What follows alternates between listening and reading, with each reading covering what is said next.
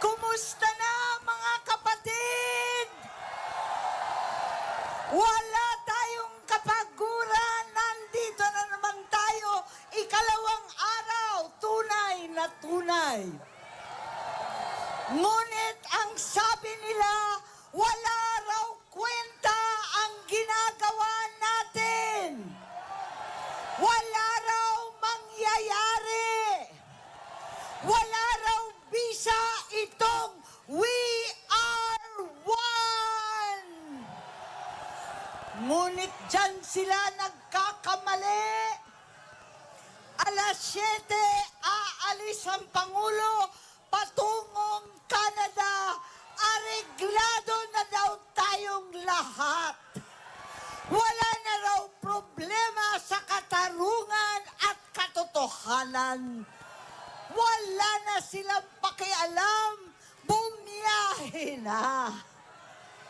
Ngunit ako ay naniniwala na ang mapayapang protesta ay nakaukit sa puso ng bawat isa sa atin. Mapayapa man at walang imik yung iba, kasama pa rin natin dito sa EDSA. Kasama ng Iglesia ni Cristo. Ito ang daing ng bawat Pilipino, ng bawat mamamayan na naghihirap at nagdurusa. Naniniwala ko na pakikinggan ng pagsamba at pananampalataya natin. Hindi kailanman natutulog ang Diyos. Ang Panginoon kasama po natin. Kaya't nais kong magpasalamat ng taus-puso sa mga nanguna, nanindigan ang ating mga kapatid sa Iglesia ni Cristo.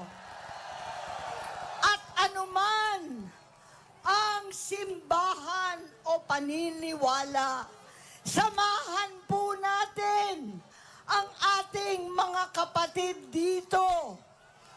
Nananawagan ako sa kauna-unahang kinulong, inapi, sinugod, KOJC, sumama kayo.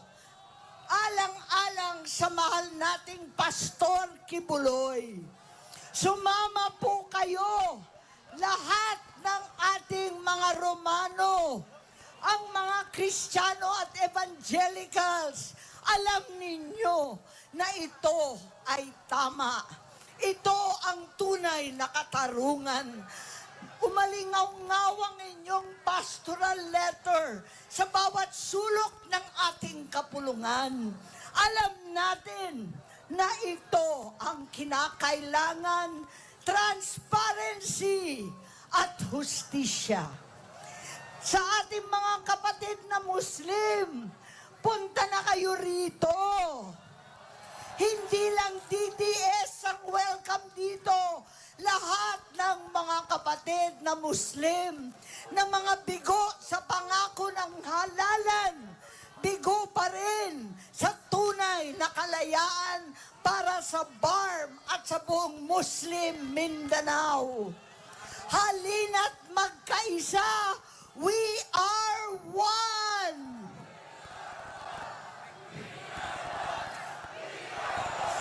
Sa lahat na nagtatrabaho sa paligid ng Ortigas at Makati, mga nagsusumikap na middle class na ngayon naging mahirap na sangkahig santuka. Sumama kayo, ang karamihan ng mga Pilipino na mahirap at nagdurusa, walang trabaho, walang pagkain. Punta na kayo dito sa Iglesia ni Cristo. Sa lahat ng mga politiko, anuman ang kulay ninyo, wala na pong kulay pagkat lahat tayo ay tumatayo ng banderang Pilipino. Pumunta na kayo dito sa EDSA kasama ng mga kapatid na matatapang at naninindigan.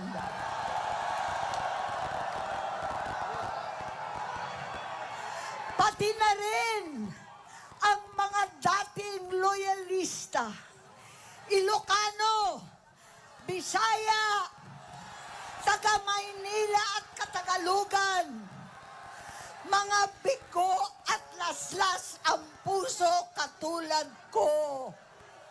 Hindi itong katiwalian, itong kabugtutan ang ating inasahan. At tulad ng sigaw ng tatay ko, ng tunay at iisang Pangulong Marcos noon, dekadang nakalipas, we are one Philippines, isang bansa, isang diwa. Magkaisa tayo kasama dito sa pamumuno ng Iglesia ni Cristo.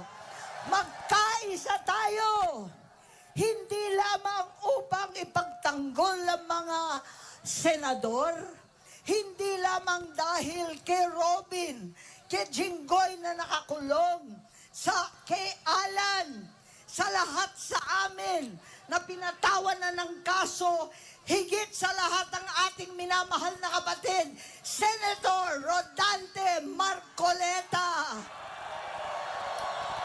na alam ko naman, kayang-kaya niyang ipagtanggol ang sarili sa mga kabugtutan, kabalbalan, kalokohan na pinataw sa kanya. Magkaisa tayo, hindi sa mga politiko lamang para ipagtanggol ang mga kapatid, kundi para sa sambayanang Pilipino, para sa ating kinabukasan, para sa ating mga pamilya. We are one! We are one!